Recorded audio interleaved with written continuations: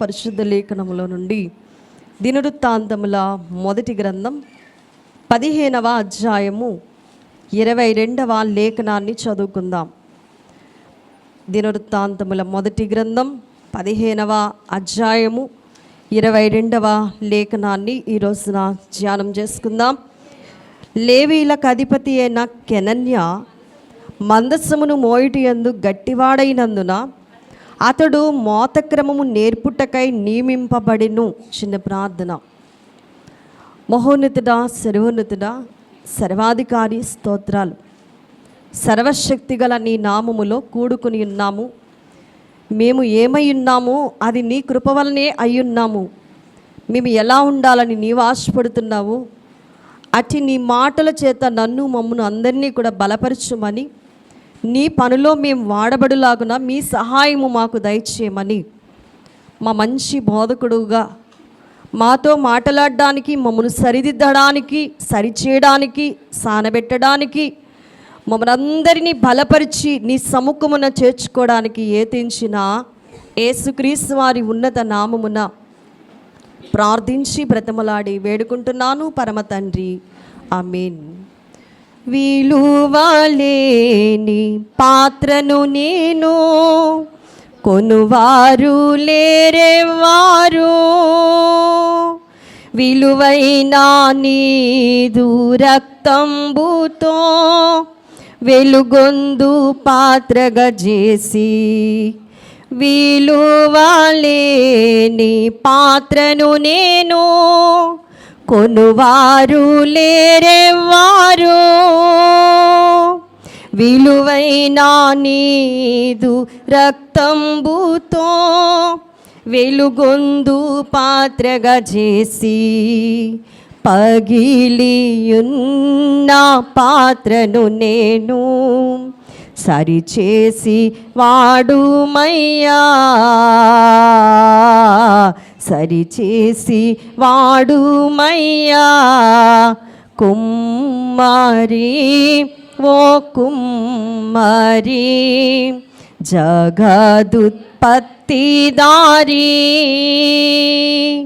జిగట మన్నైనా నా వంక చల్లగా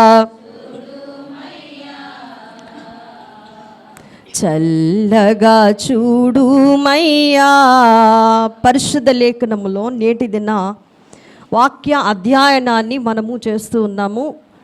నేటి దినము నేను తీసుకున్న పాఠము కెనన్య. ఈ వ్యక్తిని గూర్చినటువంటి మాటలు బైబిల్ గ్రంథములో మనము ఆలోచన చేసినప్పుడు కెనన్య అను మాటకు అర్థం ఏమిటి అంటే యెహోవా స్థిరుడు. ఏంటి చెప్పండి? యెహోవా స్థిరుడు అని అర్థమిస్తూ ఉంది. అయితే ఇతను ఎందుకు వాడబడ్డాడు ఈ లేఖనములో మనం చదివాము. ఎందుకు అంటే లేవీలకు అధిపతి అయిన కెనన్య, లేవీలకు ఎవరై ఉన్నాడంట? అధిపతి అయినటువంటి కెనన్య మందసమును మోయుటయందు గట్టివాడైనందున అతడు మోతక్రమము నేర్పుటకై నియమింపబడెను. మోయువాడు, మోయడం నేర్పించేవాడు, గట్టివాడు. చాలా స్పష్టంగా ఇందులో లేవీలకు ఒక అధిపతి అనే మాటలు మనము కనపరుచుకుంటున్నాము. ఈరోజున మనం చూసినట్లయితే మందసాన్ని తీసుకురావడానికి దావీదు ప్రయత్నం చేశారు.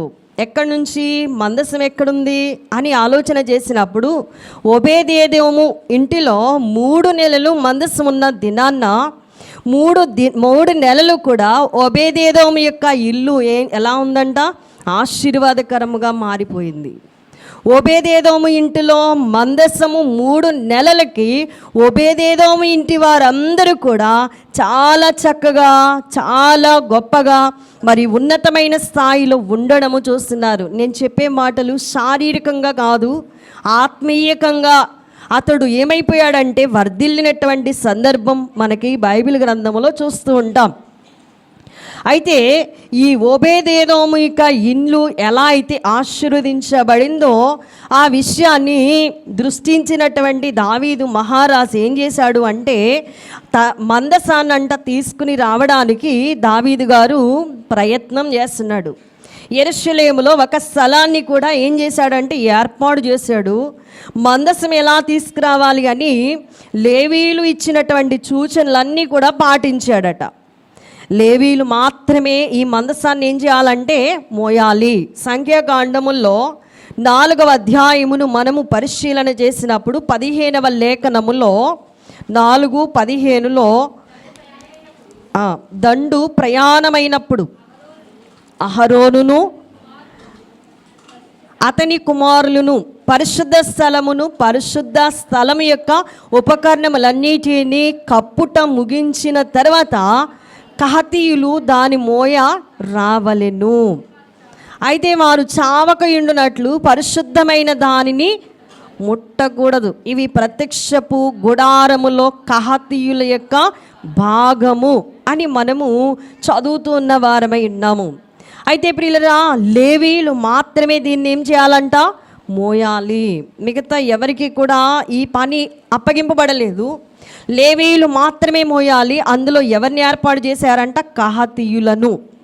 అందులో ఉన్నవాడే ఎవరిప్పుడు మనం చదువుకుంటున్నటువంటి కెనన్య. ఈ కెనన్య చూడండి, లేవీయులకు అధిపతి అయిన కెనన్య. అయితే మనం చూస్తే మందసం వారి భుజాల మీద మోయాలి. ఎక్కడ మోయాలంట?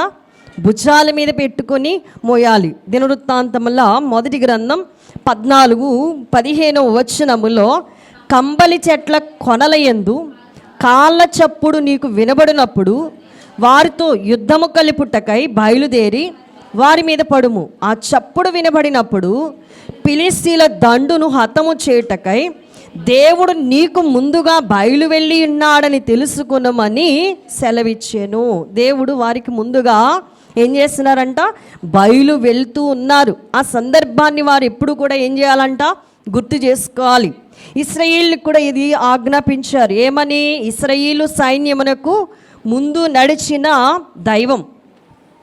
మందసాన్ని మోసేటప్పుడు అంట ఇంకా ఏం చేయాలి అంటే, అప్పుడు మందసం మోసేటప్పుడు సంగీత విద్వాంసకులు ఎవరైతే ఉన్నారో వారందరూ కూడా చక్కగా పాటలు పాడుతూ ఏం చేసేవారు? దేవుని మందసాన్ని తీసుకుని వస్తూ ఉండేవారు. కనుక ప్రియులరా, ఈ లేఖనం భాగం మనకేమి గుర్తు చేస్తుందంటే, హేమాను ఉన్నాడు, ఆసాపు ఉన్నారు, అలాగే యాతాను ఉన్నాడు, ఒబేదేదోము ఉన్నారు, అలాగే వీళ్ళందరితో పాటు ఎవరున్నారంట? కెనన్య కూడా ఉన్నారు. మందసం దావీదుపురమునకు తేవడానికి కొంతమంది పనివారిని అక్కడ ఏర్పాటు చేయడం అనేది జరిగిన సందర్భాన్ని ఇక్కడ మనం తెలుసుకుంటూ ఉన్నాం. ఇక్కడ మనం ఆలోచన చేసినట్లయితే కెనన్య కోసం మనం వింటున్నాము. కెనన్య మొదటిది ఏంటి అంటే దేవుని పనివాడు. అతనిలో ఉన్న లక్షణం ఏంటంటే మొదటిది దేవుని పనివాడు. మనం కూడా ఎవరి పనికి వాడబడాలి? తినడం కొరకు, కట్టుకోవడం కొరకు, నాటుకోవడం కొరకు, కూర్చుకోవడం కొరకు, ఏదో ఒక సందర్భములో ఉన్నతమైన స్థాయిలో ఉండాలని ఎలా అయితే శారీరకంగా ఆలోచిస్తున్నావో మనమందరం కూడా ఆత్మీయంగా దేవుని పనిలో ఏం చేయబడాలట? వాడబడాలి. ఎలాగా వాడబడాలి? ప్రభు పని కొరకే నియమించబడిన వారంగా పనిని ఎలా చేయాలి అంటే నమ్మకంగా చేయాలంట. దేవుడు ఏ పని అయితే అప్పగిస్తారో ఆ పనిని మనం ఎలా చేయాలంటే మరణం వరకు నమ్మకముగా చేయాలి. ఇంకా చూస్తే నిజాయితీగా చేయాలి. మరి నాణ్యమైనటువంటి పని మాత్రమే చేయాలి. అంతేగాని మన ఇష్టమైన పద్ధతుల్లో మనము పని చేసే వారంగా ఉండకూడదు. నకిలీగా పని చేయకూడదు.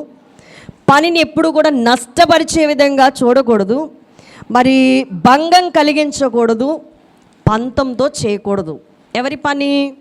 దేవుని పని చేసేటప్పుడు పంతం బట్టి అసలు చేయకూడదు. నష్టపరిచే విధంగా చేయకూడదట. మనం ఎన్నో విధాలుగా ఆలోచిస్తూ ఉంటాం. నకిలీగా పని చేస్తూ ఉంటారు. మనుషులు చూసేటప్పుడు ఒకలాగా, చూడనప్పుడు మరొకలాగా అస్సలు దేవుని పని చేయకూడదు.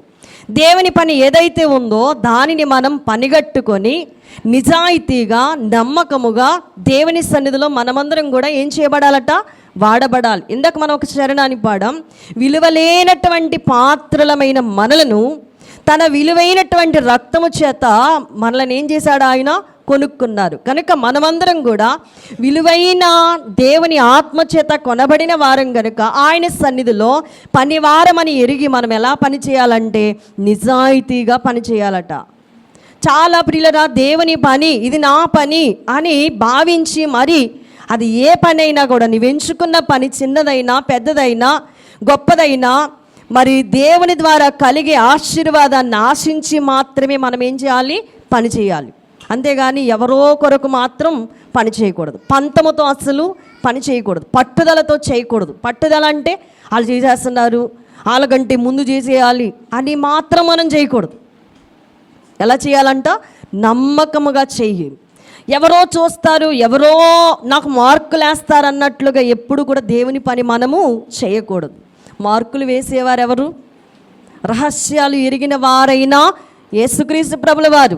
అందుకని ఈ వ్యక్తి ఏం చేస్తున్నాడంటే పనిలోనంట దేవుని పనివాడిగా ఉన్నాడు.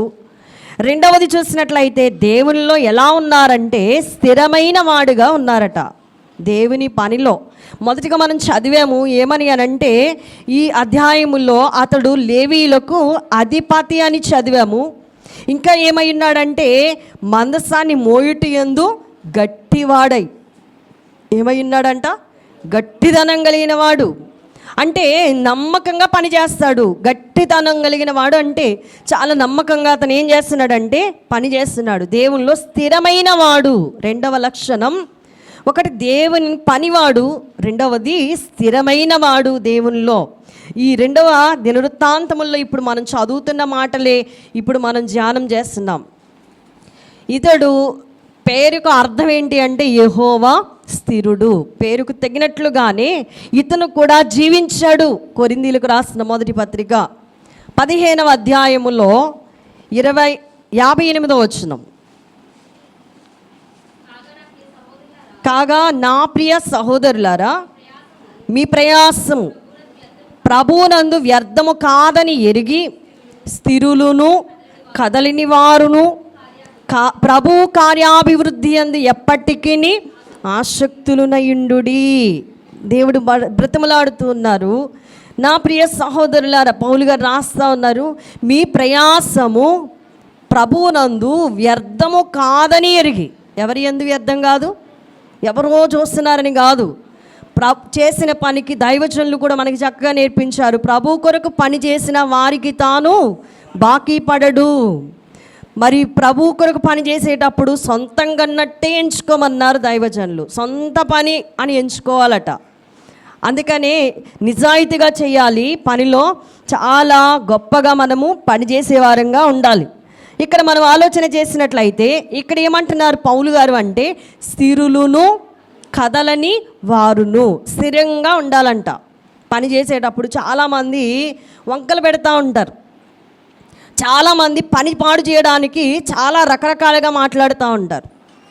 కానీ దైవజనులు అన్నారు, ఆ ఆటంకాలన్నీ అవలీలగా దాటి ఆవలకు చేరదు తెలుసున. ఆటంకాలు ఎప్పుడు వస్తాయంటే మంచి పనులకే వస్తూ ఉంటాయి. చెడ్డ పనులకు అసలు ఆటంకాలు అనేవి రావు. వచ్చిందిలే అని పని ఎప్పుడు జరుగుతూ ఉందో, ఎప్పుడు నీవు పని పూనుకుంటావో అప్పుడు ఆటంకాలు కూడా అవలీలగా వస్తూ ఉంటాయి. వాటన్నింటినీ దాటించే సర్వశక్తి గల దేవుని నామములో నువ్వు పనిని చేసావనుకో, దేవుని యందు నీవు ఎలా ఉంటావంటే ఆశీర్వాదకరంగా ఉంటావు. ప్రభు కార్యాభివృద్ధి ఎలా ఉండాలంటే ఆయన కార్య అభివృద్ధి ఎందట స్థిరంగా ఉండాలట అండి. స్థిరంగా ఉండాలట. అలా నాటుకుపోవాలి, స్థిరపడిపోవాలి, కదలకూడదు. కదలిని వారును ప్రభు కార్యాభివృద్ధి ఎప్పటికీ ఆశ చూపేవారిగా ఉండాలట. ప్రభు కార్యాలు అనేటప్పటికి ఏముండాలి? ఆశ ఉండాలి. ఇంటి మీద ధ్యాస ఉంటుంది. ఇంటి పనులంటే ఆశతో అపేక్షతో ఎంతో చక్కగా మరి చక్కబెట్టుకుంటేనే కానీ బయటకు రాము. దానికంటే గొప్ప పని ఏంటి అంటే దేవుని యొక్క పని. దాంట్లో ఏముండాలంట? ఆసక్తి ఉండాలంట. అందరూ వెళ్ళారా, వెళ్దాములే అనేది మరి అన్యాయపు పని. అందరూ వచ్చారో లేదో చూసిరా అనేది నామకార్థమైనటువంటి భక్తి. ఎలా ఉండాలంట? గుర్రాల్లా పరిగెత్తాలట. ప్రభు యొక్క పని యందు కార్యాభివృద్ధి యందు స్థిరంగా ఉండాలట. కదలిని వారిగా జీవించాలి అని భక్తులు తెలియజేస్తూ ఉన్నారు. వైద్యుడైన లూకా గారు తెలియజేసిన మాటలు చూస్తే 22వ అధ్యాయము 31వ వాక్యాన్ని మనము చదివినప్పుడు, సీమోను సీమోను, ఇదిగో సాతాను మిమ్మును పట్టి గోధుమల వలె జల్లించుటకు మిమ్మును కోరుకొనెను. కానీ నీ నమ్మిక తప్పిపోకుండానట్లు నేను నీ కొరకు వేడుకొంటిని. నీ మనస్సు తిరిగిన తర్వాత నీ సహోదరులను స్థిరపరచుము. ఎవరిని కోరుకుంటుందంటండి? బలంగా ఉన్నవారిని. కెనన్య ఎలాంటి వారు? గట్టివారని చెప్పుకున్నాం. ఇప్పుడు పనిలో ఎలాంటి వాడంట? స్థిరమైన వాడు. ఇప్పుడు పేతురు గారు కూడా ప్రభు పనిలో కార్యాభివృద్ధి అందు బహు స్థిరమైనటువంటి స్థితిలో కదలిని వాడిగా ఉన్నాడు. అయినా కూడా సాతానట ఎవరిని కోరుకుంటున్నాడండి? బలమైన వారినే, గట్టివారినే, పౌరుషం ఉన్నవారిని, పటుత్వం కలిగిన వారిని ఎవరు కోరుకుంటారంట? సాతానుగాడు కోరుకుంటారట. ఉత్తుత్తుల్ని ఎందుకు కోరుకుంటాడు? ఏమండి, అవిశ్వాసులను ఎందుకు కోరుకుంటాడు? వాళ్ళు ఎప్పుడో వాడి వశమైపోయారు. పని కట్టుకుని కోరుకోవాల్సిన పరిస్థితి ఏమీ లేదు. అందుకని ఎవరి మీద పడాడు అంటే మన దైవజనులు తెలియజేశారు, సమయము లేదని సెలరేగి విశ్వాసుల మీద వాడు పడతాడట. సమయం లేదు గనుక, ఆయన వచ్చే సమయం ఆసన్నమైంది కనుక ఇక సమయం లేదు వాడికి. అందుకని గట్టి లాంటి విశ్వాసం కలిగిన వారిని, కదలని స్థితిలో ఉన్న వారిని, స్థిరపడిపోయిన వారి మీదకి వచ్చి వాడు ఏం చేస్తాడంటే వెర్రి ప్రయత్నాలు చేస్తాడు. అందుకని ఇక్కడ మరి ప్రియుల పేతురు గారి విషయంలో చూస్తే ప్రభు దగ్గరికే వచ్చి సాతాను పర్మిషన్ కోరుకుంటుంది. ఏమని? సాతానట పేతురు గారిని పట్టి ఏం చేయాలనుకుంటుందంట? గోధుమల్లాగా జల్లించడానికి కోరుకుంటుందంట అండి. గోధుమల్లాగా జల్లించి ఊరుకుంటుందట. అప్పుడు జల్లించేటప్పుడు ఏమవుతుంది? జల్లెల్లో వేస్తే మంచి ఏదో చెడేదో డిఫరెంట్ వస్తుంది. అలాగే సాతాను కూడా జల్లించడం అంటే శ్రమలతో, వేదనలతో, శోధనలతో, ఇబ్బందులతో, కరువులతో, కష్టాలతో దేవునికి కాకుండా చేయడానికి చాలా వ్యర్థ ప్రయత్నాలు చేస్తూ ఉండడానికి పేతురు గారిని కోరుకుంటే ప్రభు అంటున్నారు, నీ నమ్మిక తప్పిపోకుండా ఉండాలని నేను నీ కొరకు వేడుకున్నాను అంటున్నారు. మన కొరకు ఎవరు ఉన్నారు? మన కొరకు ప్రార్థించేవారు ఉన్నారు. మన దైవజనులు తెలియజేశారు, పరలోకంబునా పరిశుద్ధులు నీ కొరకై ప్రార్థన నిరతము చేయగా అరమరయేలను మురియుచునుండుము, గురిదారి లేనట్లు వెరువగా నేలా ధరణిలోన వారు కూడా నీవలే మరి మరి కష్టంబులొంది నేడి తరుణమందు ప్రార్థించు ప్రార్థనలు దొరలించి పైకి కీడు రాగలదా? భయపడరాదు క్రీస్తు విశ్వాసి, భయపడి దిగులు పడరాదు సుమి. పరలోకంబున పరిశుద్ధులు నీ కొరకు నిరతము ప్రార్థన చేస్తూ ఉన్నారు. మనం ఎక్కడ తప్పిపోతామో, మనం ఎక్కడ పడిపోతామో, మనం ఎక్కడ విశ్వాసములో జారిపోతామో అనంట పరలోకములో ఉన్న పరిశుద్ధులు నిత్యం కూడా మన కొరకు ఏం చేస్తున్నారు? మన సంఘ కాపరున్నారు. ఈ రోజున ఇంతమంది సంఘాన్ని కట్టాడు. ఆయనకా బాధ, నీకు నాకా బాధ? కట్టినవాడికే బాధ. అక్కడ కూర్చుని వాళ్ళ పనేంటి? ఇక్కడ చేయలేని పనంతా కూడా అక్కడ కూర్చుని ముమ్మరంగా దేవుని పాదాలు పట్టుకొని, ప్రభువా ఎవ్వరు పడిపోవడం నాకు ఇష్టం లేదు, అందరూ కూడా పెండ్లి కుమార్తెలుగా సిద్ధం చేయి, అందరినీ కూడా నీ రాజ్యంలోకి చేర్చుకో, అందరినీ కూడా ఎవరిని విడిచిపెట్టొద్దు అని వారు ముమ్మరంగా ఏం చేస్తున్నారు? ప్రార్థనలు చేస్తున్నారు. దైవజనులు అన్నారు, ప్రసంగించే వాళ్ళకంటే 10 మంది ప్రసంగికుల కంటే ఒక ప్రార్థనాపరుడు మెరుగు అన్నారు. ప్రార్థనాపరులే మెరుగు. ప్రసంగాలు చేయడం గొప్ప కాదు. ఏం చేసేవాళ్ళు గొప్ప అంట? ప్రార్థన చేసేవారే గొప్ప. అందుకనే దేవుడు అంటున్నారు, పేతురు నిన్నెప్పుడో పట్టుకుపోతాం అనుకున్నాడు, కానీ నీ నమ్మిక తప్పిపోకుండా నేను నీ కొరకు ఏం చేస్తున్నాను? వేడుకుంటున్నాను. నేను నీ కొరకు ఎలా వేడుకుంటున్నానో నీ మనస్సు తిరిగిన తర్వాత నీవు కూడా ఏం చేయాలా? నీ సహోదరులను బలపరచు అని ప్రభు మాట్లాడుతున్నారు ఇక్కడ. కెనన్యా, నీవు మొయ్యడమే కాదు, నీవు కూడా కొంతమందికి ఏం చేయాలి? నేర్పించు అన్నట్లుగా చూస్తూ ఉన్నాం. నెక్స్ట్ వర్డ్లో మందసాన్ని మోసేవాడిగా చూస్తున్నాము. 3వ పాయింట్లో మందసాన్ని ఏం చేస్తున్నాడంట? కెనన్య మోస్తున్నాడు ప్రియులరా. మరి మందస్సము దేవునిని అనగా దేవునిని, మందస్సం అంటేనే దేవుడు, దాన్ని ఏం చేస్తున్నాడు ఇప్పుడు ఈయన? మోస్తున్నాడు. విలాప వాక్యముల గ్రంథములో 3వ అధ్యాయము 27వ వాక్యములో 3:27 యవ్వన కాలమున కాడిమోయుట నరునికి మేలు. యవ్వన కాలమున, అందుకే దైవజనులు చక్కగా అన్నారు, యవ్వనేచ్ఛలు పరిహారము చేయండి, యవ్వనేచ్ఛలు పరిహారము చేయుడి, భావశుద్ధి గడింప బ్రతుకు వర్ధిల్లు. దైవజనులు చక్కగా రాశారు. యవ్వనేచ్ఛలు పరిహారంబు చేయుడి, యవ్వనేచ్ఛలు పరిహారంబు చేయుడి, భావశుద్ధి గడింప బ్రతుకు వర్ధిల్లు, భావశుద్ధి గడింప బ్రతుకు వర్ధిల్లు, పాపవృత్తిని మాను. కనుక మందసాన్ని మోయాలంటే యవ్వనస్తులు రారా? దయచేసి గమనించండి, మీ యవ్వనము లోకానికి కాదు, మీ యవ్వనము మీ అందానికి విలాసాలకి కాదు. యవ్వనస్తులు ఎవరైతే ఉన్నారో వారందరూ కూడా ఎవరి పనిలో వాడబడాలట? దేవుని పనిలో వాడబడాలా, దేవుని కొరకు వాడబడాలా, దేవుని యొక్క సన్నిధిలో దేవుణ్ణి మోసే బలవంతులు కావాలా. మనం అందరం కూడా దేవుణ్ణి మోసే పనిలో వాడబడాలా. అంతేగాని లోకానికి వాడావనుకో, లోకము నిన్నేం చేస్తుంది? అందహీనునిగా చేస్తుంది. లోకము నిన్నేం చేస్తుంది? మోసపరుస్తుంది. లోకములో ఉన్నదంతా కూడా మోసమే, దగ అంతా కూడా మరి కుట్రపూరితమైనటువంటిది. కాబట్టి లోక స్నేహాన్ని విడిచిపెట్టి దేవుని స్నేహాన్ని కోరుకొని ఎవరిని మోయడానికి ఇష్టపడాలట? క్రిస్టఫర్లాగా దేవుని మోయడానికి ఇష్టపడాలట అండి. కెనన్య ఏం చేస్తున్నాడు అంటే మందసాన్ని అంటే దేవుణ్ణి మోస్తున్నాడు. అవునా కదా?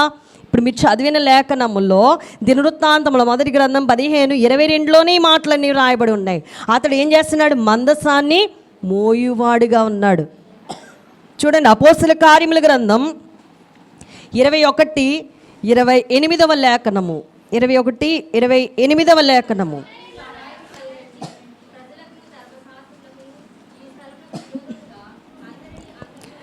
చూడండి ప్రియులారా, ఇశ్రాయేలీయులారా సహాయము చేయరండి, ప్రజలకును ధర్మశాస్త్రములకును ఈ స్థలమునకును విరోధముగా అందరికీ అంతటను బోధించుచున్నవాడు వీడే. మరియు వీడు గ్రీసు దేశస్థులను దేవాలయములోనికి తీసుకుని వచ్చి ఈ పరిశుద్ధ స్థలమును అపవిత్రపరిచి ఉన్నాడని కేకలు వేసిరి. కనుక ప్రియులరా సహాయం కొరకు వేడుకుంటా ఉన్నారు. ఇక్కడ మనం చూసినట్లయితే కాడి అనగా సేవ. ఏం చేయాలంటండి? మనమందరము సేవ చేసే వారంగా ఉండాలటండి. దేవుని కొరకు వాడబడే వారంగా ఉండాలట. దేవుడి పని చేస్తూ ఉన్నప్పుడటండి ఎన్నో రకరకాలైనటువంటివి వస్తూ ఉంటాయి. రకరకాలుగా అడ్డులు ఆటంకాలు పెడతా ఉంటారు. అందులో ప్రియులరా మరి ఇక్కడ మనం ఆలోచన చేసినట్లయితే పౌలు గారిని పట్టుకున్నప్పుడు కూడా పౌలు గారు ఏం చేశారంట? దేవుని వైపు చూసిన వారిగా మనం చూస్తూ ఉంటాం బైబిల్ గ్రంథములో. కనుక మనము ఆలోచన చేసినట్లయితే దేవుని సేవ చేయడములో, దేవుణ్ణి మొయ్యడములో ఏం కలిగి ఉండాలంటే భారభరితంగా మనము పనిచేసేవారంగా ఉండాలి. దేవుణ్ణి మనం మోసేవారంగా ఉండాలట. అందుకనే మంచి మార్గమున ఆటంకాలు మాటిమాటికి వస్తాయి. ఇశ్రాయేలీయులారా సహాయము చెయ్యరండి అంటూ వీళ్ళు ఏమంటున్నారంటే ప్రజలకి, ధర్మశాస్త్రానికి, ఈ స్థలానికి విరోధంగా అందరికీ అంతటా బోధించున్నవాడు ఇతడే అని మరి అతని గురించి బైబిల్ గ్రంథంలో మనకి కనబడతా ఉంది. కనుక మనము చేసేటువంటి పనులు ఏం చేయాలి అంటే దేవుణ్ణి మనము మోయువారంగా ఉండాలట. మార్కు సువార్త 16:15 వచనంలో చూస్తే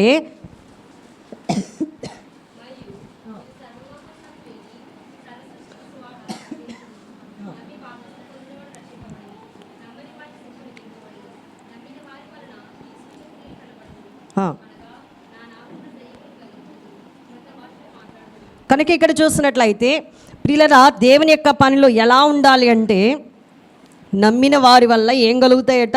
సూచక్రియలు కలుగుతాయి. కాబట్టి మనం ఎలా ఉండాలి అంటే, దేవుని యొక్క సన్నిధిలో సర్వలోకానికి వెళ్ళి సర్వ సృష్టికి ఎన్ని ఆటంకాలు వచ్చినా కూడా సువార్తను ప్రకటించాలట. ప్రియులారా, ఈ మందసం మోయేవాడు బలంగా ఉంటేనే కానీ మరి మందసాన్ని ఏం చేయలేడు? మోయలేడు. మనం కూడా ఎలా ఉండాలట? ప్రభువునందు బలవంతులమై ఉండాలి.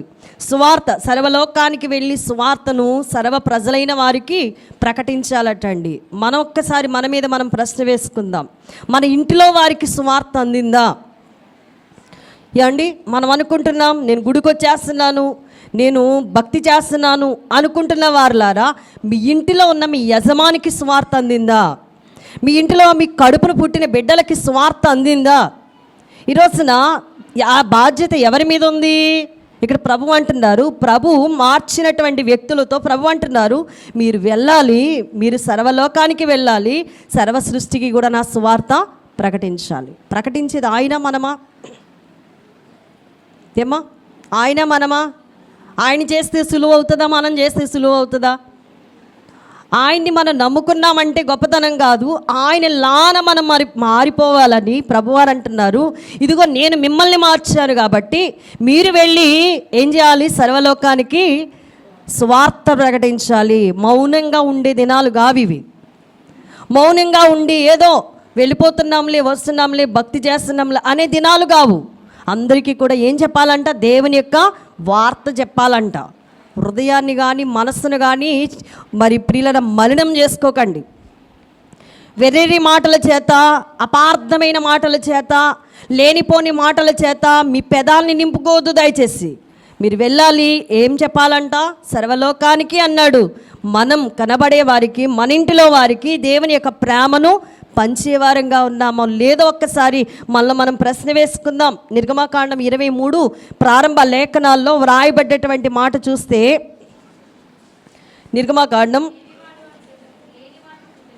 లేని వాటిని పుట్టించకూడదు, అన్యాయపు సాక్ష్యాలు పలకడానికి దుష్టులతో నీవు కలయకూడదు. లేని వార్తలు పుట్టిస్తున్న వారులారా, అన్యాయం చేయడానికి దుష్టులతో చేతులు కలుపుతున్న వారులారా, మీకు శ్రమ. కాబట్టి మనం ఏం చేయకూడదంటే లేని వార్తలు మోయకూడదు. మోసుకెళ్ళామనుకో, ఒకవేళ నేను అలానే ఉంటానని మోసుకెళ్తే, దైవజనులు మనకి చక్కగా కీర్తనలు వ్రాస్తారు, నీ వాడే ప్రతి మాట నువ్వు మర్చిపోతావు. మోసుకెళ్ళిన వార్త నువ్వు మర్చిపోతావు. కానీ తీర్పు ఉన్నది, జాగ్రత్త. ఏముందట? తీర్పున్నది, జాగ్రత్త. ప్రభువు హెచ్చరిస్తూ ఉన్నారు. అందుకనే మనం ఏం మొయ్యాలంటే ప్రభువుని మొయ్యాలా. మనలో ఉన్నటువంటి ఈ మాటలు ఇంకొకరికి చెప్పడానికి మనము ప్రయత్నం చేయాలి. కానీ లేనిపోని మాటలు, లేనిపోని వదంతులు, అన్యాయము చేసేవారితో చేతులు కలపడం అనేది మంచి పద్ధతి కాదు. ఇక 4వది చూస్తే, ప్రభువులో గట్టివాడండి. ఈయన ప్రభువులో ఎలాంటి వాడంట? గట్టివాడు. దేవుని పిల్లలమైన మనమంట ప్రభువు పనిలో ఎలా ఉండాలంటే గట్టివారంగా ఉండాలి అంటున్నాడు. సామెతల గ్రంథం 4:13. సామెతల గ్రంథం 4:13. ఉపదేశమును విడిచిపెట్టక దాన్ని ఏం చేయాలంట? గట్టిగా పట్టుకో. అది నీకు జీవము గనుక దాని పొందియుండుము. హెచ్చరిక. ఏంటి జీవము? ఉపదేశమే జీవము, దేవుని వాక్యమే జీవము. కాబట్టి నీవు దాన్ని గట్టిగా ఏం చేయాలి? దేవుని వాగ్దానాన్ని సంవత్సరం తర్వాత చూడండి, న్యూ ఇయర్ వచ్చిందంటే వాగ్దానం ఏమొచ్చిందా, వాగ్దానం ఏమొచ్చిందా, దాని కొరకు ఆరాట పడుతున్న వారులారా, ఎన్ని వాగ్దానాలు ఇచ్చారు కదా, అవునా కదా? సంవత్సరానికి ఒకటే వాగ్దానం అంటారా క్రైస్తవ జీవితానికి? న్యూ ఇయర్కి వచ్చేసి చాలామంది వాగ్దానం అండి, మేము వాగ్దానం తీయలేదండి అంటారు. ఈ 66 పుస్తకాల్లో ఉన్న వాగ్దానాలు ప్రక్కన పెట్టి ఆ సంవత్సరంలో వచ్చే వాగ్దానం మీద ఆధారపడుతున్నావేమో. కానీ దేవుడు నీతో నాతో మాట్లాడుతున్నాడు. వాగ్దానం ఏదైతే ఉందో, ఉపదేశం ఏదైతే ఉందో, దాన్ని విడిచిపెట్టక దాన్ని ఏం చేయాలంట? గట్టిగా పట్టుకో. దానిలో ఏముంది? జీవం ఉంది. అది నీవు పొంది ఉండాలి. దేవుణ్ణి మనమేమో ఉండాలంట? పొందుకోవాలట, దాన్ని గట్టిగా పట్టుకోవాలట, జారిపోకుండా పట్టుకోవాలట. బైబిల్ కొంతమంది ఏం చేస్తున్నారు తెలుసా? ఎక్కడ పడితే అక్కడ పెట్టేస్తున్నారు. మంచి పద్ధతి కాదు. దేవుని యొక్క వాక్యమే దేవుడై ఉన్నారు. నువ్వెక్కడ కూర్చుంటే అక్కడ ఇష్టానుసారంగా పెట్టేయడానికి కాదు దేవుని యొక్క వాక్యం నీకు ఇవ్వబడింది. 66 పుస్తకాల్లో ఉన్న ప్రభు నిన్ను నన్ను చూస్తున్నారు, తనిఖీ చేస్తున్నారు. ఇష్టానుసారంగా ఉంటున్నావేమో. వాక్యాన్ని చాలా గౌరవించాలి, వాక్యాన్ని భక్తితో చదవాలి, వాక్యాన్ని అభ్యాసం చేయాలి, వాక్యమును నీవు పొంది ఉండాలి. అందులో ఏముంది? జీవం ఉంది. కాబట్టి అన్నం తింటే జీవం ఉందని అన్నం వండుకుంటాం, కూర వండుకుంటాం, కావలసిన ఆహార పదార్థాలన్నీ తింటాం, శరీరానికి బలం కావాలి కనుక. ఇప్పుడు మనం గట్టితనం అంతా ఎక్కడుందంటే వాక్యములు ఇమిడిపోయింది. ఎంతగా దేవుని యొక్క వాక్యాన్ని చదివితే అంతగా మనం ఏమవుతామంట? గట్టివారం కాగలము. అందుకని దేవుని పిల్లలమైన మనలో ఎప్పుడు ఏముండాలంటే వాక్యం ఉండాలి. 3:18 కూడా చూడండి. 3:18 దానిని అవలంబించే వారికి అది జీవవృక్షం. దేన్ని అవలంబించే వారికి? సెల్ ఫోన్ అవలంబించే వారికా? ఏమండి, తప్పుడు మాటలు అవలంబించే వారికా? దేనిని అవలంబించాలి? దేవుని యొక్క వాక్యాన్ని అవలంబించే వారికి అది జీవవృక్షము. దాన్ని పట్టుకుని వారందరూ కూడా ధన్యులు. ధన్యుడిగా ఉంటానంటే బైబిల్ పట్టుకో, దానిలో ఏముందో తెలుసుకో. అన్యుణ్ణైపోతానంటే నీ ఇష్టం. లోకంలో కాదు, ఎక్కడైనా తిరుగు, ఏమైనా చెయ్యి, నిన్నెవ్వడు పట్టించుకోడు. నువ్వు ధన్యుడవా అన్యుడవా రెండు మన చేతిలో పెట్టేశాడు. నీకు కావలసింది మరణమా జీవమా? నీ ఇష్టం. స్వతంత్రత ఇచ్చాడు ఆయన. మనల్ని ఎవ్వడు ఏమనలేడు, ఎందుకంటే అందరం పాపులం గనుక. నీవి పని చేస్తున్నావేంటి అనడానికి ఎవరికి ఆస్కారం లేదు, అందరము పాపులమే గనుక. కానీ దేనిని మనం పట్టుకుంటే దానిలో ఉన్న, చూడండి ప్రియులరా, మీరు ఇప్పుడు విత్తనాలు వేస్తారు. నువ్వు గింజ అయినా కావచ్చు, మరి వడ్ల గింజ అయినా కావచ్చు, మినుప గింజ అయినా కావచ్చు. ఏ గింజ విత్తితే దాని ఫలమే మనం ఎలా కోస్తామో, మంచి విత్తితే మంచిగా కోసుకుంటాం, చెడు విత్తితే చెడే కోసుకుంటాం. దేనిని అవలంబిస్తావో దానినే కోసుకుంటాం.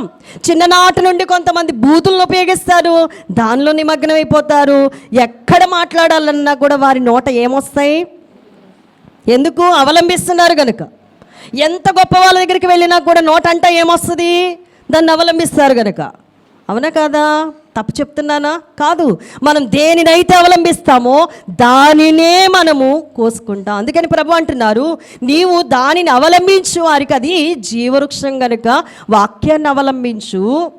వాక్యాన్ని నువ్వేం చేయాలంటే పట్టుకో, ధన్యుడవావు అంటున్నారు ప్రభువారు. ఇంకా మనం చూస్తే 4:4 చూడండి, అదే అధ్యాయంలో 22వ వచనం చూడండి. అవి నీకు జీవముగాను నీ మెడకు అలంకారముగాను ఉండును. అవి నీకు ఎలా ఉంటాయంట? జీవము. ఏది జీవము? నీ వాక్యము నా పాదములకు దీపం అంటాడు. ఇప్పుడు ఏమంటున్నాడు? అది నీకు జీవము. అందుకే మన దైవజనులు చక్కగా రాస్తారు, ఘనమైన నీ వాక్యం అనుభవించుట నాకు అనుదిన ఆహారమై అమరుచుండి. ఎంతమందికి ఆకలి వేసి వాక్యం చదువుతారు? దైవజనులు చక్కగా రాశారు. ప్రారంభంగా ఈ మాటలు చదువుకోవాలంట అందరం కూడా. ఎందుకంటే దైవజనులు రాసినటువంటి మాటల్లో ఘనమైన నీ వాక్యం అనుభవించుట నాకు అనుదిన ఔషధమై అమరుచుండు. ఏంటండి వాక్యం ఏమైందంట? అనుదిన ఆహారము, అనుదిన ఔషధము. ఘనమైన నీ వాక్యం అనుభవించుట నాకు అనుదిన దీపమై అమరుచుండు. వాక్యం ఏమైందట? దీపము. ఘనమైన నీ వాక్యం అనుభవించుట నాకు అనుదిన జీవమై. అదే మాట ఇక్కడ రాయబడి ఉంది. అనుదినము జీవం కావాలంటే, జీవించాలి అంటే మనం ఏం తీసుకోవాలి? ఆకలి వేయాలి, ఆహారం తినాలి. వాక్యాహారం తినకపోతే బలమాత్మకు లభించదనే ఒక అభిప్రాయానికి మనం రావాలి. అప్పుడే మనం ఆశీర్వాదకరంగా ఉంటాం. గట్టివారిగా ఉండాలంటే, గట్టితనాన్ని కోరుకోవాలంటే ఏముండాలంట? వాక్యం బాగా చదవాలట. 4:4 సామెతల గ్రంథం. ఆయన నాకు బోధించు నాతో ఇట్లని, నువ్వు నీ హృదయము పట్టుదలతో నా మాటలను పట్టుకొననిమ్ము, నా ఆజ్ఞలను గైకొన్న ఎడల నీవు బ్రతుకుదువు. ఇంత స్పష్టంగా, ఇంత చక్కగా బిడ్డ నా కొరకు నీవు ఉండాలి, నా మాటలు నీవు దాచుకోవాలి. అదే నీకు ఏమైంది? బ్రతుకు అని అంటే, మనమేదో బ్రతుకు తెరువు కోసం మనకు బాగా తెలిసినట్లుగా లోకాన్ని వెంబడిస్తూ, లోక స్నేహం చేస్తూ, లోకములో ఉన్నదంతా కోరుకుంటూ బ్రతుకు తెరువు మానేసుకున్నామండి. కానీ ప్రభు పనిగట్టుకుని కేకేసి మాట్లాడుతున్నారు, నీ హృదయాన్ని నాకు ఇమ్ము, నీ హృదయాన్ని పట్టుదలతో నా మాటలను పట్టుకొని నిమ్ము. పట్టుదలతో పట్టుకుంటున్నారా వాక్యాన్ని? మాకెందుకులేండి అనుకుంటున్నారు. అందుకని ముచ్చట్లో పడిపోతున్నారు చాలామంది.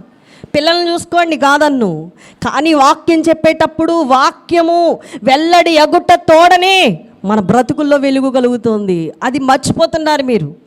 కాబట్టి వాక్యము ఎంత శ్రేష్టమైనటువంటి మాట ఇక్కడ పలుకుతుందో చూడండి. నీ హృదయము పట్టుదలతో నా మాటలను పట్టుకొని నిమ్ము. ఎంతమంది పట్టుకుంటున్నారు ప్రభు యొక్క మాటలు? నా ఆజ్ఞలు గైకుంటే మీరు బ్రతుకుతారు. మన కీర్తనలో కూడా ఒక పాట పాడుతాం, సన్నిధిలోనే బ్రతుకన్నారని. ఎక్కడుందంట బ్రతుకు తెరువు? బజార్లో లేదండి. ఏమండి, లక్షలు సంపాదించడంలో బ్రతుకు తెరువు లేదండి. వాస్తవం, సత్యం. తింటాం, త్రాగుతాం, విసర్జిస్తాం, మరలా ఆకలి పడుతుంది. అందులో ఏమీ ఒలిగేదేమీ లేదు. అందుకే యేసుప్రభు వారు దాన్ని ఖండించారు. మనుషుడికి రొట్టె కాదు, దేవుని మాటే జీవాన్ని ప్రసాదించేది అని అన్నారు. అందుకని ఇక్కడ ఏమని వ్రాయబడి ఉందంటే, నా ఆజ్ఞలు గైకుంటే మీరు బ్రతుకుతారు. ఏంటి ఆయన ఆజ్ఞలు? దాన్ని మనం గైకుంటే మనం ఎప్పుడు కూడా బ్రతుకుతామట. కాబట్టి మనం గట్టివారంగా ఉండాలి. కెనన్య గట్టివాడు అని వ్రాయబడి ఉంది. మనం కూడా ఎప్పటి నుంచి ఎలా ఉండాలి? గట్టిగా ఉండాలి, దిట్టంగా ఉండాలి, స్థిరంగా ఉండాలి, కదలని వారిగా ఉండాలి. మనం ఆలోచన చేసినట్లయితే ప్రకటన గ్రంథం 2వ అధ్యాయం 25వ లేఖనము 2:25, నేను వచ్చే వరకు మీకు కలిగి ఉన్న దానిని గట్టిగా పట్టుకొనుము. ఎవరు వచ్చే వరకు? ఏం కలిగి ఉన్నావో దాన్ని ఏం చేయాలంట? గట్టిగా. ఆయన వస్తాడు. వచ్చేటప్పుడు విశ్వాసం గట్టిగా లేదనుకోండి, జారిపోయే స్థితికి వచ్చామనుకో, 10 మందిలో 5గురు ఏమైపోయారు? అమ్మ మీరెవరు నాకు తెలియదన్నారు, జారిపోయారు, పడిపోయారు, వెళ్ళిపోయారు, ప్రభువు నుండి ఏమైపోయారు? దూరం అయిపోయారు. కనుక నేను వచ్చే వరకు కూడా నీకు కలిగి ఉన్నది ఏంటి? 1,00,000 రూపాయల భూమా, ఆస్తి, ఐశ్వర్యమా? నీ బిడ్డల్ని గట్టిగా పట్టుకోమంటున్నాడా? నీవు పొందుకున్న దాంట్లో నీవు సంపాదన గట్టిగా పట్టుకోమంటున్నాడా? కాదు. ఆయన వచ్చే వరకు మనం గట్టిగా పట్టుకోవాల్సింది ఏంటంటే ప్రభు మాటలు, జీవపు ఓటలు మనం గట్టిగా పట్టుకుంటే వాటి వల్ల మనము ఆశీర్వదించబడతామని ప్రభు మనతో మాట్లాడుతూ ఉన్నారు. కలిగి ఉన్న దాన్ని ఏం చేయాలంట? గట్టిగా పట్టుకో. ఆయన్ని పట్టుకున్న వారు అందరూ కూడా ఏం చేయబడ్డారో తెలుసా? ఆశీర్వదించబడ్డారు. యాకోబు ఉన్నాడండి, ఎంత గట్టిగా పట్టుకున్నాడు. ఆయనకి ఎంత బలమైన దెబ్బ తగిలిందండి. ఏమండి, మానవుడు కొట్టాడు అనుకుంటున్నారా? మానవుడు కొడితే మామూలుగా కొట్టొచ్చేమో, కానీ ఎవరు కొట్టారు? దేవుడే కొట్టాడు. దేవుడు కొట్టినా కూడా, తొడగూటి నరం వసిలినా కూడా ఎవరిని విడిచిపెట్టలేదట? దేవుణ్ణి విడిచిపెట్టలేదట. ఎందుకు? గట్టివాడు. ఈ వసిలిపోయిన నరాన్ని మరలా ఏం చేస్తాడు? దిట్టపరుస్తాడని నమ్మకముతోనట యాకోబు ఏం చేయట్లేదంటే మరి విడిచిపెట్టలేదట ప్రభువుని. అలా మనం కూడా ఇప్పుడు ఏం చేయాలి? గట్టిగా ప్రభుని పట్టుకోవాలా. అప్పుడే మనము ఆశీర్వదించబడిన వారం అవుతాం. గట్టిగా పట్టుకోవడమే కాదు, 5వది చూసినట్లయితే నేర్చుకున్నవాడు. ఏం నేర్చుకున్నాడండి? మనసు మీద ఎలా ఉండాలి, మరి ఎలా జీవించాలి, ప్రతీది కూడా ఏం చేయాలంట? నేర్చుకున్నాడండి ఈ కెనన్య. మనం కూడా ఏం చేయాలంట? నేర్చుకోవాలండి. నేర్చుకోకుండా ఉండకూడదు. వాక్యము వెల్లడి అగుతున్నప్పుడు మనం వాటిని ఏం చేయాలి? నేర్చుకోవాలి. అందుకని వ్రాసుకోవాలి. అపోస్తల కార్యముల గ్రంథం 22వ అధ్యాయం 3వ వాక్యములో చూసినట్లయితే 22:3లో, నేను కిలికియలోని తార్సులో పుట్టిన యూదుడను, అయితే ఈ పట్టణములో గమలీయేలు పాదముల యొద్ద పెరిగి మన పితరుల ధర్మశాస్త్ర సంబంధమగు నిశ్చయందు శిక్షితుడనై మీరందరూ నేడు ఉన్న ప్రకారము దేవుని గూర్చి ఆసక్తుడై ఉండి అని అంటున్నాడు. ఏం చేస్తున్నాడు ఇక్కడ? పౌలు నేర్చుకున్నవాడై ఉన్నాడు. అలాగే మరి కెనన్య నేర్చుకుని వాడిగా కనబడతా ఉన్నాడు. మనం ఇంకా చూసినట్లయితే మనం కూడా ఏం చేయాలంట? వాక్యాన్ని బాగా నేర్చుకోవాలటండి. వాక్యాన్ని ఏం చేయాలమ్మా? నేర్చుకోవాలి. ఏం నేర్చుకోవాలి? మరియమ్మ ఉన్నారు, లూకా సువార్త 10:41లో. ఆమె చూడండి, మార్తమ్మ విస్తారమైన పని పని పని పని అంటే ఈమె మాత్రం ప్రభు దగ్గర ఉండి ఏం చేస్తుందట? నేర్చుకుంటుందట అండి. నేర్చుకుంది, కూర్చుకుంది, హృదయంలో భద్రం చేసుకుంది. అందుకని ఉత్తమమైనది ఇక ఆమె యొద్ద నుండి తొలగిపోదు అని అన్నారు. పని అస్తమాట్లు ఉంటుంది, పనిలో ఒరిగేది ఏమీ లేదు. ప్రభు మాటలు నేర్చుకుంటే దానివల్ల గొప్ప అంతస్తు ఉంది. అందుకని మనం అందరం కూడా ఏం చేయాలంట? నేర్చుకోవాలట. నేర్చుకోవడానికి ఆసక్తి చూపించాలట. అలాగునని మనము ఆలోచన చేసినట్లయితే కెనన్య నేర్చుకున్నవాడు అని వ్రాయబడి ఉంది దినవృత్తాంతముల గ్రంథం. మనం చదివిన లేఖనములో 15లో ఆయన నేర్చుకున్నాడు, ఇంకా ఏం చేశాడంట? నేర్పినవాడిగా ఉన్నాడు. ఏం చేస్తున్నాడంట? లేఖనములో మోయిటి యందు గట్టివాడైనందున అతడు మోతక్రమము నేర్పుటకై అని వ్రాయబడి ఉంది.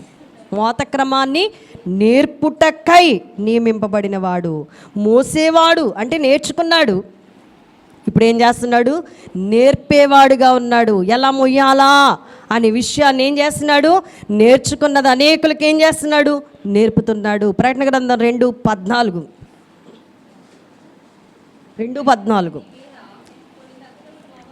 అయితే నీ మీద కొన్ని తప్పిదములు మోపవలసి ఉన్నది. అవేంటంటే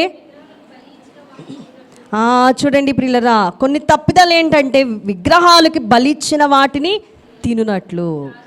విగ్రహాలకి బలిచ్చింది తినొచ్చా ప్రియులరా? తినొచ్చా? తింటే ఒక లెక్క, తినకపోతే ఒక లెక్క. ఇక్కడ స్పష్టంగా రాయబడి ఉంది కొన్ని తప్పిదములు అన్నాడు. తప్పిదం అంటే తినొచ్చనా?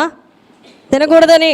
అందుకని ఇక్కడ రాస్తాడు కొన్ని తప్పిదాలు నీ మీద మోపవలసిన. అవేంటంటే విగ్రహాలకు బలిచ్చిన వాటిని తినునట్లును, రెండవది జారత్వము చేయునట్లును, ఇశ్రాయేలులకు ఉరియొడ్డుమని బాలాకునకు నేర్పిన బిలాం బోధను అనుసరించేవారు నీలో ఉన్నారు. ఇవేవి ప్రభుకి ఇష్టము లేవు. బిలాం నేర్చుకున్నది క్రమం, నేర్పింది అక్రమం.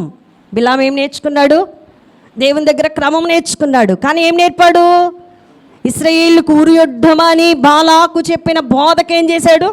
మొగ్గు చూపించాడు. వింటెడు ధనం ఇచ్చినా కానీ వెళ్ళనన్నాడు. వెళ్ళి అక్కడ ఏం చేసుకున్నాడు? అపాయం తెచ్చుకున్నాడు. వాక్యక్రమం కలిగి జీవించాలట, నేర్చుకోవాలి, నేర్పించాలి, వాక్యక్రమంగా మాట్లాడాలట. వాక్యమును ప్రియులరా అక్రమముగా బోధించకూడదట, నేర్చుకోకుండా చెప్పకూడదట. వాక్యాన్ని బాగా నేర్చుకుని అనేకులకు ఏం చేయాలి? నేర్పించే క్రమం మనం కలిగి ఉండాలి. వాక్యాన్ని నేర్చుకోవాలి, వాక్యాన్ని నేర్పించాలి.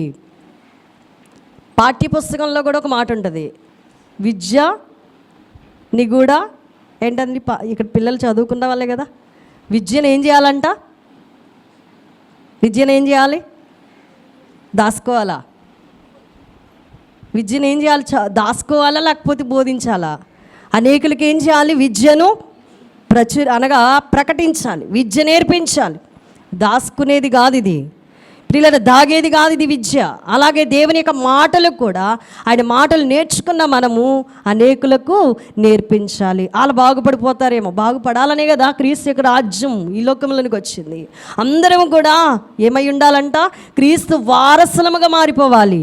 అందరం కూడా ఒక్కరు కాదు, ఒక్క సమాజం కాదు, అందరం కూడా దేవుని పిల్లలముగా మారిపోవాలనే దేవుడు మనల్ని కోరుకుంటున్నారు. ఆఖరిగా చూసినట్లయితే పని కొరకు నియమింపబడిన వాడు. పని కొరకు మొదటిదిలో చూసాము దేవుని పనివాడు, ఇక్కడ పని కొరకు నియమింపబడినవాడు. నమ్మకమైన పనివారంగా మనం ఉండాలట. ఏ పని అయినా కూడా, దేవుని పని చిన్నదైనా కూడా ఎలా ఉండాలంట? నమ్మకంగా, యథార్థంగా, మెచ్చుకునే విధంగా మనం పని చేయాలట. ఎవరు చూస్తున్నారని ఏమండి? ఆయన పని చేస్తే గొప్ప భాగ్యం ఉంది. తప్పనిసరిగా నువ్వు కొంచెం భోజనం పెట్టు, కానీ ప్రతిఫలం ఖచ్చితంగా వస్తుంది. కుక్కడి చన్నీళ్ళు ఇస్తే చాలు, వాళ్ళ పేర్లు జీవగ్రంథమందు వ్రాయబడును. ప్రభు పని చేస్తే ఎవ్వరికి కూడా ఆయన బాకీ ఉంచుకునే దేవుడు కాదు. కానీ చేసే పని ఎలా అయితే చేస్తున్నావు, నమ్మకంగా చెయ్యి, యథార్థంగా చెయ్యి, భక్తితో చెయ్యి. నువ్వు చేసే చిన్న పని అయినా కూడా ప్రభు మెచ్చుకునేటట్టుగా చేస్తే ఖచ్చితంగా మనం ఏం చేస్తాము? ఆశీర్వదించబడతాం. ఇప్పుడు చెప్పండి, మనం పనికి వస్తామంటారా? ఏమండి? పనికి రాని పాత్ర నాని పారవేయాకుమా, పొంగి పొరలు పాద్రగా చేసి నన్ను నింపుమా. సువార్తలోని పాత్రలన్నీ శ్రీయేసున్ పొగడుచుండా, సాక్షిగా నుండు పాత్రగా చేసి సత్యముతో తండ్రి, సత్యముతో నింపుము తండ్రి. పనికిరాని పాత్రలమైనప్పటికీ కూడా పనికొచ్చే పాత్రలుగా దేవుడు చేస్తాడు. కాబట్టి మనమందరం కూడా పనికి వచ్చే పాత్రలుగా తయారవ్వాలంటే ఆయన చేతిలోకి వెళ్ళాలి, ఆయన వాక్యాన్ని బాగా నేర్చుకోవాలి. అప్పుడు ప్రియులరా మనం ఆశీర్వాదకరముగా ఉంటాము. మనందరినీ కూడా విలువ పెట్టి కొనుక్కున్నాడు కనుక ఎవరిని విడిచిపెట్టడు. దైవజనులు రాసిన కీర్తనలో ఉంటుంది, ఏ వస్తువైనను ఏ జీవి అయినను సేవకు ఉపయోగం ఏ తెలుసా, నీవలే పని చేయి తెలుసా, నిశ్చయం ఇది తెలుసా. ఆచరణంలో దైవజనులు చక్కగా రాశారు, దేవుని సృష్టిలో దేనినైనా ప్రభువు దిట్టముగా వాడును తెలుసునా. దేవుని సృష్టిలో దేనినైనా ప్రభువు దిట్టముగా వాడును.